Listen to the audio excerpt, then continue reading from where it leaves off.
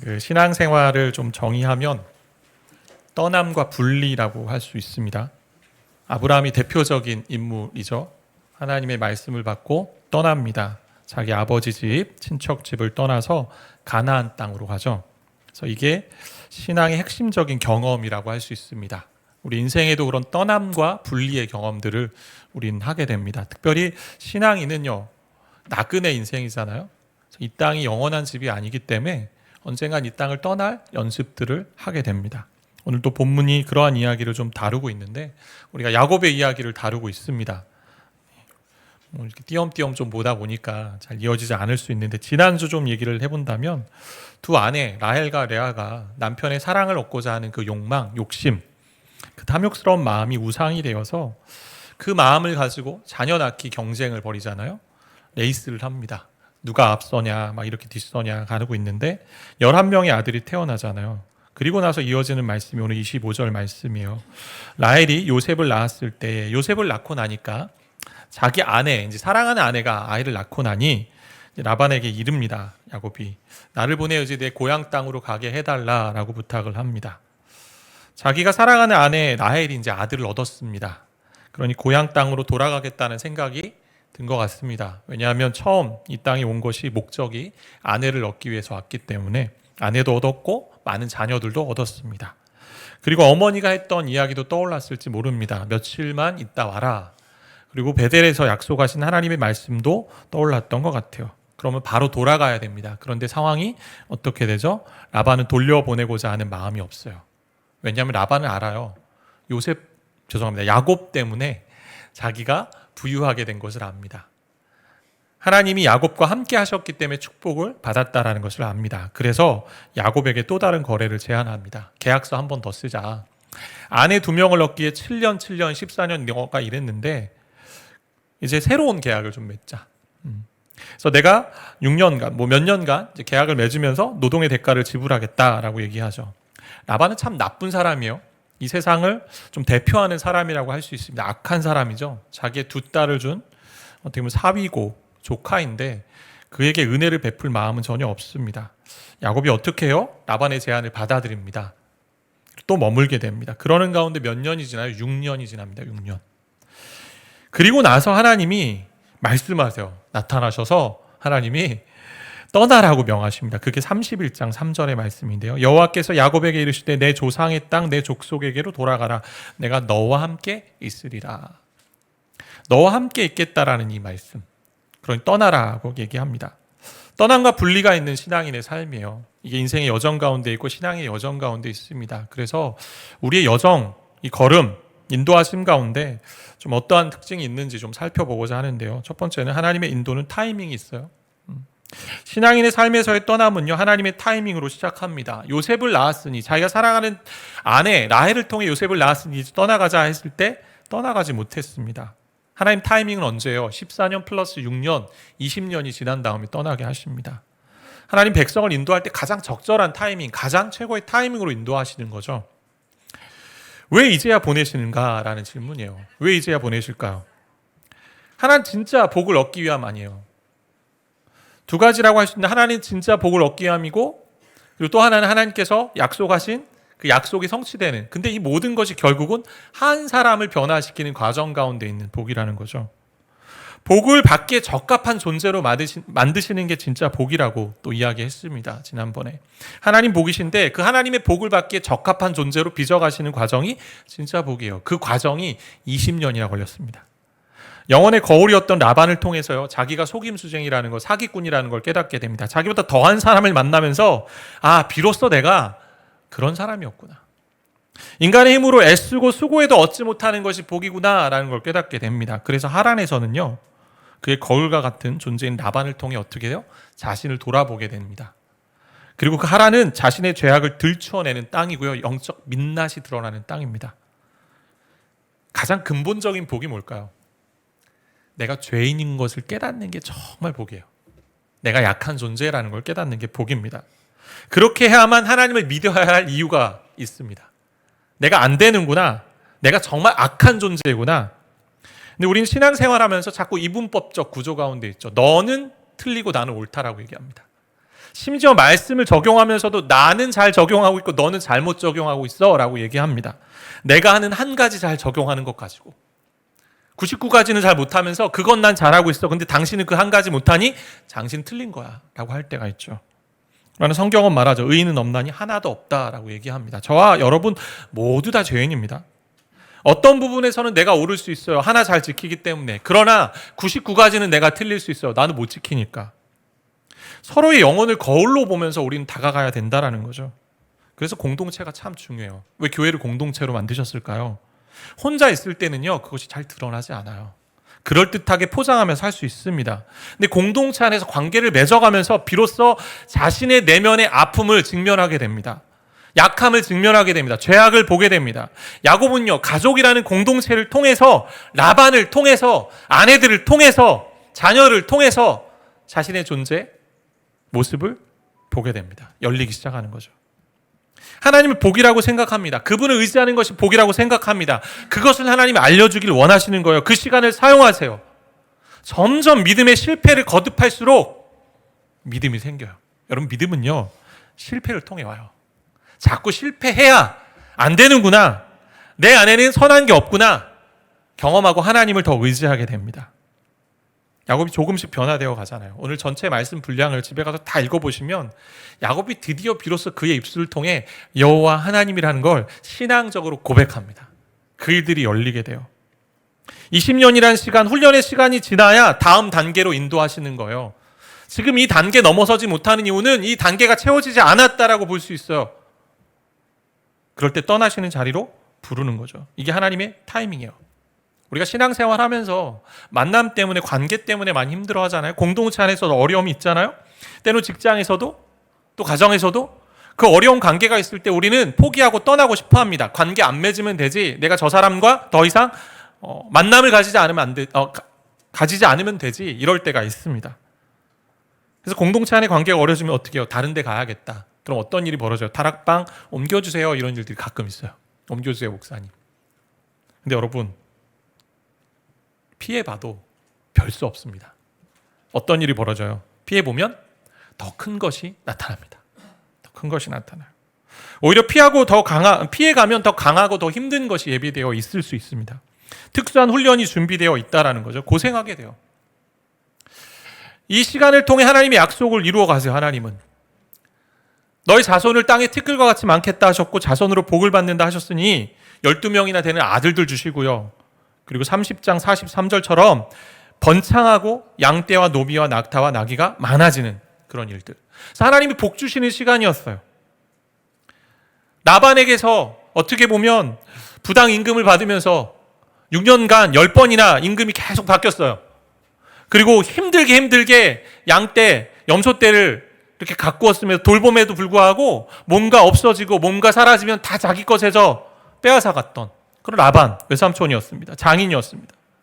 이런 고생을 했음에도 불구하고 새로운 계약서를 내민 라반 앞에 야곱이 어떻게 해요? 사인을 합니다.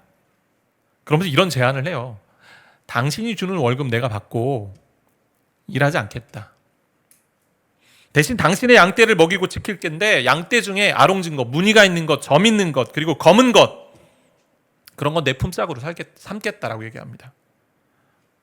염소는 원래 무슨 색이죠? 검정색이고 양은 무슨 색이요? 하얀색이요. 얼룩무늬는 잘 나타나지 않아요. 쉽지 않은 거죠. 가능성이 별로 없습니다. 그런데 자신 있게 얘기해요. 내가 이것 가지고 내 임금 삼겠다라고 얘기하는 거죠. 어떻게 고백할 수 있었을까요? 야곱이 바뀌죠. 변화되는 거죠. 이전까지는 어떻게 해서든 노력해서 취해서 복을 얻으려고 했습니다. 근데 이제는 그의 마음에 이런 믿음이 조금씩 생기기 시작하는 거예요. 하나님이 복 주시는구나. 하나님이 주셔야만 이게 복이 되는구나. 이제까지 내가 거래하며 인간적인 생각으로 해왔던 거 가지고 복이 된다 했는데 그게 아니었구나. 하나님이 복이고 하나님이 복을 주셔야만 하는구나. 용기 있게 계약을 하게 됩니다. 어차피 복을 주시는 분은 하나님이시니 내가 라반과의 거래 어떠한 것을 선택해서 하나님이 복을 주실 거야. 이게 신앙인의 삶이죠. 가장 불리한 것을 선택합니다. 이게 신앙인의 삶이에요. 세상 사람들이 신앙인들을 자꾸 무시하고 비판하는 이유는 왜 우리와 동일한 선택을 하냐는 거예요. 왜 더 많이 가지려 하고 더 욕심내려고 하냐는 거죠. 근데 오히려 내어줄 때 내어줄 때 하나님이 일하시기 시작한다라는 거죠. 라반이 더 악랄한 모습으로 방해합니다. 어떻게 방해해요? 그래, 너가 그러면 염소 가운데 아롱진 거, 무늬가 있는 것, 그리고 양떼 가운데 그런 거 너가 취한다고 하니 일부러 그런 것들을 다 취해서 아들에게 넘깁니다. 아들들에게. 그리고 3일 길이나 먼 곳에 가게 합니다. 다시 시작하라는 거죠. 무늬가 없는 양, 염소, 그런 게 하나도 없는데 다시 시작하는 거예요. 야곱이 마치 최초의 유전학자처럼 등장하잖아요. 강한 어미에게서 강한 새끼가 나온다라는 그런 일반적인 원리가 있잖아요. 그 원리를 가지고 나름 그가 양을 쳤던, 그리고 염소 떼를 키웠던 그 경험을 가지고 자기 소유를 만들어 갑니다. 어떤 방법을 쓰나요? 오늘 말씀해 보면 버드나무와 살구나무, 신풍나무 두 가지 이 나무의 가지의 껍질을 벗겨서 개천에 세우게 됩니다. 그래서 양떼나 염소떼가 와서 물을 먹으면서 아이를 베게 되는데 그 나뭇가지를 보면 어떻게 해요? 튼튼한 그런 염소나 양이 와서 그 나뭇가지를 보면 튼튼한 염소를 메는데 또 양떼를 베게 되는데 다 얼룩무늬가 있는, 그리고 약한 것이 오면 그 나뭇가지를 치우고 그렇게 했다라는 거죠. 그 결과 어떻게 되냐면 42절에 보니까 약한 양이면 그 가지를 두지 아니하니 그렇게 함으로 약한 것은 라반의 것이 되고 튼튼한 것은 야곱의 것이 된지라. 과학적인 방법이었을까? 아니면 미신적인 관습이었을까? 뭔지는 잘 모르겠어요. 근데 칼빈이 이렇게 설명해요. 우리 칼빈 선생님이 이미 하나님의 사자가 야곱에게 꿈에 말씀해 주셨습니다. 그게 31장 11절에 나오는 말씀인데요. 꿈의 사자가 야곱에게 말씀해서 얼룩무늬, 그리고 점 있는 것, 아롱진 것 다 너의 것이 될 거야 미리 말씀해 주세요. 그리고 라반이 너에게 해롭게 한 건 내가 다 기억하고 있어. 이제 내가 너에게 복을 줄 거야 라고 말씀하시는 거죠. 하나님이 뭐라고 정확하게 말씀하시고 지시하셨는지는 성경에 다 기록되어 있지 않아요. 그러나 야곱을 선택하셨고 야곱을 복 주시기로 하나님이 작정하셨기 때문에 이렇게 복이 임한다라는 것입니다. 약속을 이루어 가시는 거죠. 이게 하나님의 말씀이라 할지라도 이것을 듣고 쉽게 순종하는 것은 참 인간적인 입장에서 볼 때 좀 아리송하잖아요. 어떻게 금방 이렇게 순종할까? 무시될 수 있는 하나님의 말씀에 순종하여 나간 야곱의 모습이 이 가운데 보입니다. 야곱이 점점 변화되는 모습을 가지게 돼요. 불리한 제안을 라반에게 하면서도 축복은 하나님이 주셔야만 된다라는 그 믿음의 확신이 조금씩 강해지기 시작합니다. 믿음의 눈이 열립니다. 그러나 아직 다음 주에 보게 될 텐데 분이엘 사건이 있기 때문에 완전히 열린 것 같진 않아요. 그러나 자라나기 시작합니다. 두 아내를 얻기 위해서 몇 년? 14년. 그리고 양떼를 치는 6년, 총 20년의 시간이 흐른 지금이 하나님이 보내시는 타이밍이에요. 다 야곱을 위한 하나님의 시간표입니다. 우리 신앙생활 하면서 중요한 것이 있다면 기다림과 인내잖아요. 얼마나 기다리세요? 얼마나 인내하세요? 근데 우리는 너무 영적인 조급증에 빠져 있는 것 같습니다. 기도 오늘 했으면 어떻게 해요? 내일 열매가 나타나야 돼요. 하나님 합격돼야 됩니다. 하나님 물질, 그럼 물질이 와야 돼요. 하나님 모든 문제가 해결되는 것들이 금방금방 해결되기를 원합니다. 그리고 무엇인가 길이 열리지 않으면 하나님 나를 정말 잘 알고 계시는가? 나를 좀 보고 계시는가? 혹시 주무시는 건 아닌가? 혹시 나를 멀리 하신 건 아닌가? 이런 생각 할 때가 있습니다. 그런데 다 때가 있다라는 거잖아요. 하나님의 타이밍이 있습니다. 빨리 성장하고 싶지 않으십니까? 저는 그래요. 빨리 성장하고 싶어요. 저희 아들도 빨리 성장했으면 좋겠어요. 빨리 성장해서. 근데 자녀들의 신앙도, 자신들의 신앙도, 삶의 자리도 신속하게 뭔가 빨리 변화되길 원합니다. 그런데 고통의 시간을 금세 통과하기를 또 원합니다. 약속의 성취가 빨리 이루어지길 원합니다. 그러나 현실은 그렇지 않아요. 시간이 다 필요해요. 시간이 필요합니다. 하나님의 타이밍이 필요합니다. 지금 훈련의 과정 가운데 우리가 있다면 이 훈련을 다 지나갈 때 하나님 그때 여시는 거예요. 새로운 문을. 아직 열리지 않는다면 아직 훈련의 시간 가운데 있는 거예요. 뭔가 내가 변화되어야 할 시간인 거고, 지금 이 공동체와 이 환경과 이 조건 가운데 나의 영적인 민낯을 보고 죄악을 보고 하나님 앞에 나아가야 되는 거죠. 그럼 하나님이 인도하시는 어떻게 인도하세요? 때가 돼서 보내실 때 인도하시는데 탄탄대로일까요? 하나님 가라 하시니까 야곱이 떠나요. 이 말씀을 받아가죠. 31장 13절 말씀 같이 읽겠습니다. 나는 베델의 하나님이라 내가 거기서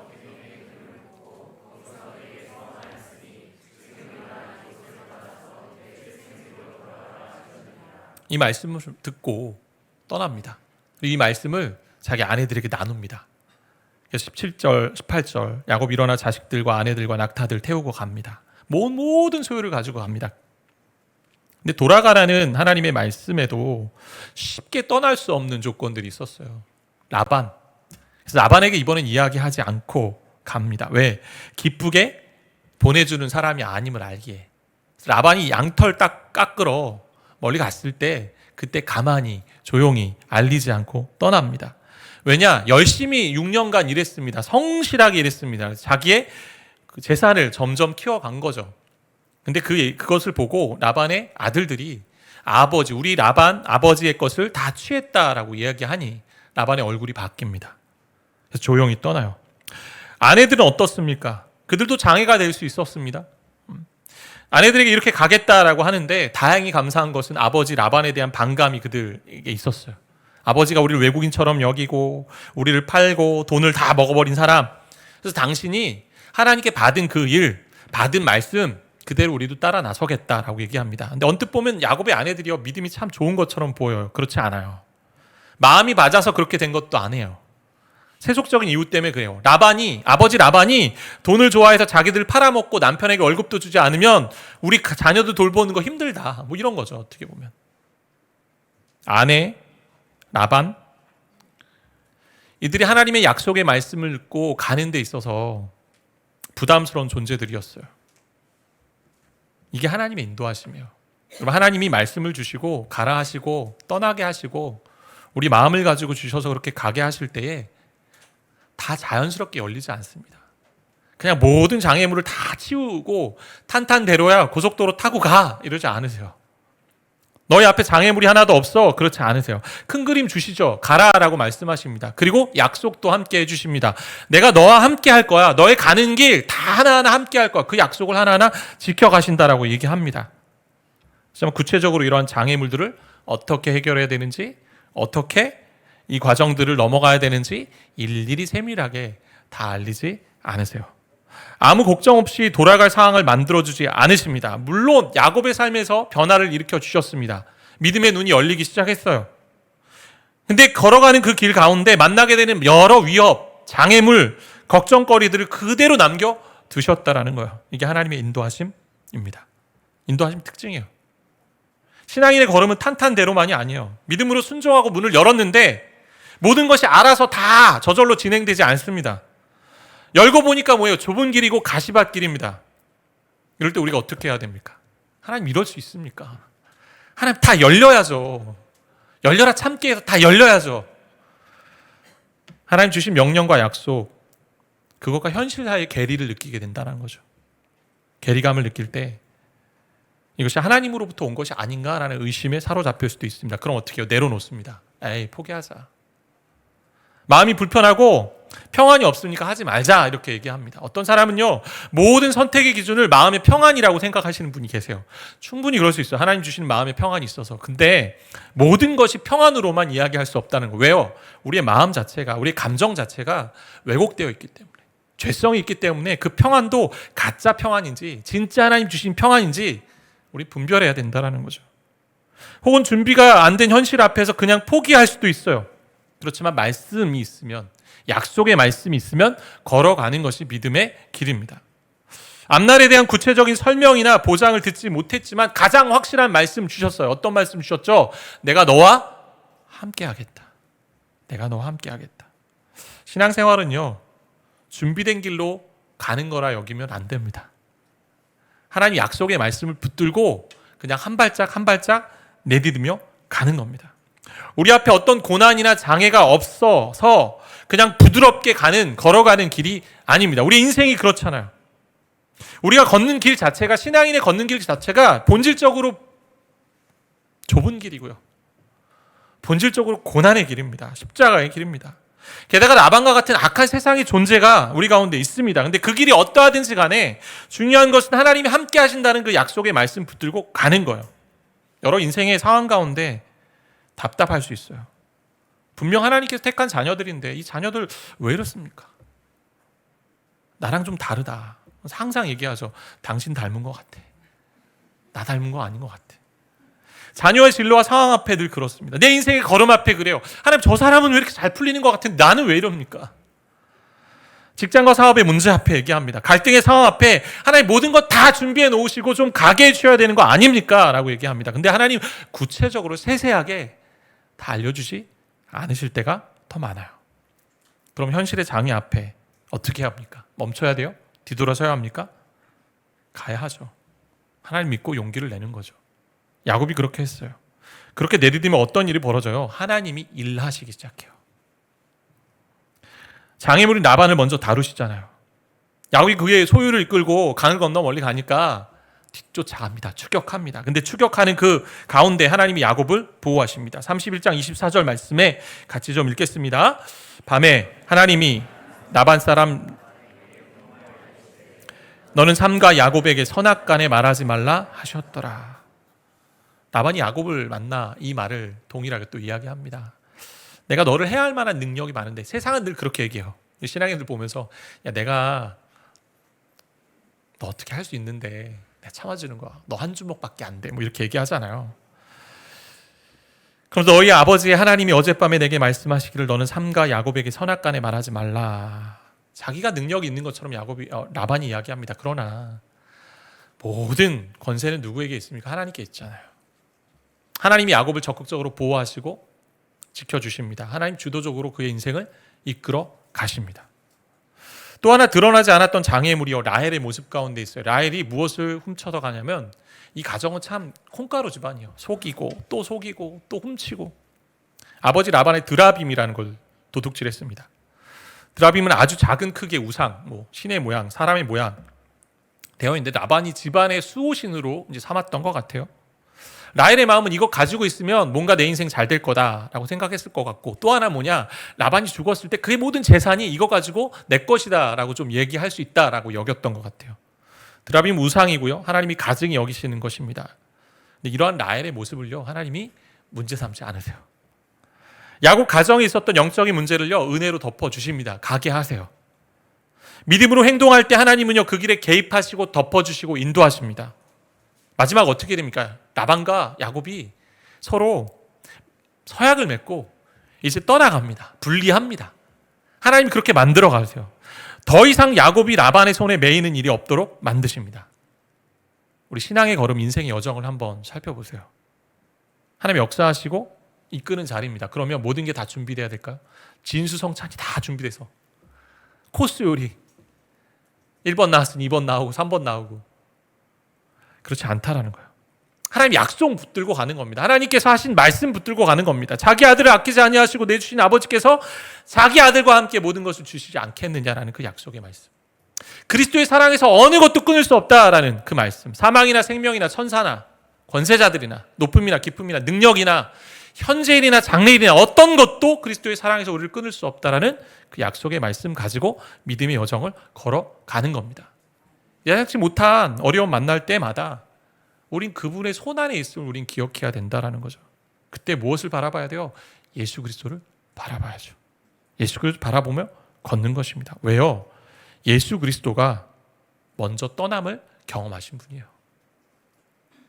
자기의 영광, 하나님과 함께 된 그 영광, 권세 다 내려놓고 이 땅에 오셨습니다. 이 땅에 오셔서요 큰 그림 가지고 오셨습니다. 매 시간 매 순간 내가 너를 이렇게 인도하겠다 하신 분 아니요. 때로는 유대인의 공격에 피해 가셨습니다. 때로는 왕으로 삼으려는 그 많은 사람들에게 떠나셨습니다. 그 길로 어디로 가셨어요? 십자가를 지는 사명의 길로 가셨습니다. 그렇기 때문에 우리도 그 길 가야 되는 거예요. 약속의 말씀을 부여잡고. 잠언 3장 5절 6절 말씀 이렇게 기록되어 있습니다. 함께 좀 읽겠습니다. 너는 마음을 다하여 여호와를 신뢰하고 내 명철을 의지하지 말라. 너는 범사의 그를 인정하라. 그리하면 내 길을 지도하시리라. 하나님께 우리의 길을 맡기는 거죠. 신뢰하는 거야. 왜? 하나님이 우리의 길을 다 알고 계시기에. 순간순간 어떻게 가는지 하나하나 다 디렉션이 없고 지령이 없어도 가보는 거예요. 가면 어떤 일이 벌어져요? 하나님이 개입하십니다. 하나님 심지어 우리의 약한 모습도 덮어주시는 은혜가 있습니다. 뒤로 돌아가면 안 돼요. 나아가야 성장이 있고 믿음이 자라납니다. 믿음으로 왔는데 장애물이 있으니까 아니요 여기 멈춥시다 이러면 안 된다라는 거죠. 경험상 제가 보니까 그렇게 되면 또 그 자리예요. 모두 제 자리입니다. 왜 변화가 더딘 줄 아십니까? 저도 보니까 그래요. 변화가 왜 더디냐면 그 문제 앞에 멈추면 더디는 거예요. 넘어가야죠. 못 견디고 피하고 포기하니 자람이 없습니다. 평생 자라지 않는 거예요. 늘 이야기하죠. 목사님 저는요 IBM이에요. 뭐죠? 이미 버린 몸이에요. 자람이 없어요. 자라는 훈련의 과정 가운데 있다는 것을 우리 잊지 말아야 돼요. 진짜 복이 뭐예요? 하나님이 우리 가운데 함께 하시는 게 복이고 하나님이 복을 주시는 것, 경험하는 것도 복인데 그 복을 받기에 우리를 빚어가시는 이 과정이 복이라는 거죠. 그 과정을 넘어서야 자람이 있고요. 성장이 있어요. 스스로를 살펴보세요. 왜 내가 잘하고 있지 못하지? 왜 이 부분에 늘 넘어지지? 안 넘어봤기 때문에. 우리 인생에 라반과 같은 존재 있잖아요. 저도 있어요. 라반과 같은 존재. 근데 그 사람 통해 자라나는 거죠. 이런 말이 있습니다. 나를 어렵게 하는 자가 어떤 자? 나를 성공시키는 자다. 나를 어렵게 하는 자가 나를 빚어가는 거죠. 교회가 세워지고 목회를 하는 모든 순간이 좀 그런 것 같아요. 우리 선배 목사님들 늘 그런 얘기 하시는 것 같아요. 저 가고 나니까 이제 1년 되니까 선배 목사님들이 1년 됐다고 하니까 다 공통적으로 하는 이야기가 있습니다. 뭐냐면 개척 선배 목사님들이죠. 이제 다가올 미래를 준비해야 돼. 무슨 얘기냐? 뭐 여러분이 그 두더지라는 얘기는 아니고 두더지 잡기 게임처럼 계속 여기서 올라오고 저기서 올라오고 여기서 올라오고 저기서 올라온다는 얘기예요. 여러 가지 많은 일들을 계속 경험하게 될 거다. 매주가 스트레스고 시험을 보는 것 같고 테스트 가운데 있는 것 같을 거다. 그 가운데 나의 약함도 드러날 거고 성도들의 약함도 드러날 거고 풀어야 될 숙제들이 있을 것이다. 그때 어떻게 해요? 덮어놓고 가요? 풀지 마요? 그 시간 통해서 하나님이 우리를 빚어가시는 걸로 만들어야 되잖아요. 어떤 순장님 너무 참 즐겁게 이제 순장 사역을 하시는데 그분의 비결이 있는 것 같아요. 그분이 이제 같이 나누면서 이런 얘기 하시더라고요. 우리 순원들과. 처음에 순장 사역을 이제 하게 될 때 떨리고 두려운 마음이 있었다는 거. 내가 이분들을 어떻게 도울 수 있을까? 근데 그런 마음을 주었다는 거. 그냥 내 식대로 할래 하나님. 이들도 나 만나서 성장해야죠. 어려움도 겪어야죠. 항상 좋은 사람은 어떻게 만나요? 근데 너무 잘하시는 거예요. 너무 잘하죠. 순원들이 너무 기뻐하고 너무 좋아요. 여러분 저 만나서 성장하셔야죠. 저 만나서. 누가 이 사건 가운데 결정적으로 일하세요. 하나님 주도하시고 하나님 도우셨잖아요.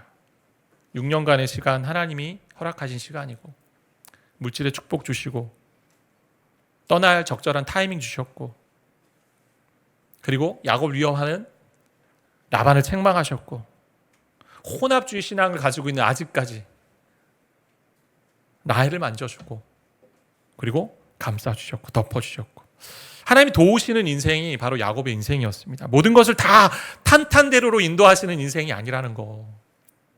그 일을 통해서 하나님을 증거하시고 하나님의 선하심을 드러내시면서 하나님을 믿지 못해서 조마조마하는 그 인생을 믿음 가운데로 이끌어 가시는 믿음의 근육을 점점 만들어 가시는 그 길이 진짜 축복의 길이라는 거죠.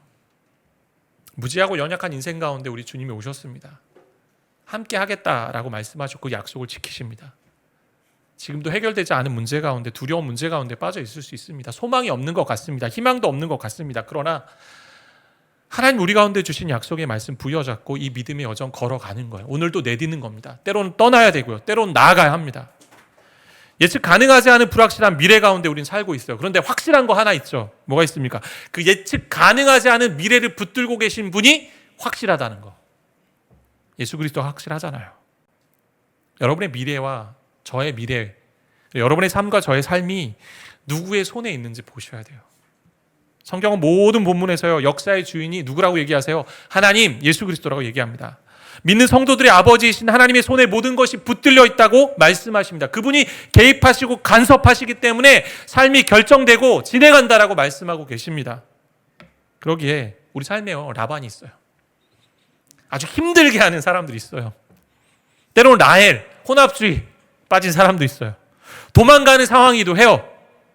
근데 하나님의 손에 역사와 만물이 붙들려 있기에 절대 요동하거나 흔들리지 말아야 된다라고 말씀하고 있는 거죠. 하나님 야곱을 빚어가세요. 연약한 믿음이 있는 사람이었잖아요. 전 그래서 야곱을 너무나 좋아합니다. 연약한 믿음, 작은 믿음이 있는다 할지라도 예수를 믿는 그 믿음 주셨으면 그 믿음을 자라게 하시는 분이 하나님이세요. 시편 146편 5절 말씀, 이 말씀 읽고 우리 말씀을 마치려고 하는데 함께 좀 큰 목소리로 좀 읽겠습니다. 야곱의 하나님을 자기의 도움으로 삼으며 여호와 자기 하나님에게 자기의 소망을 두는 자는 복이 있도다. 아멘.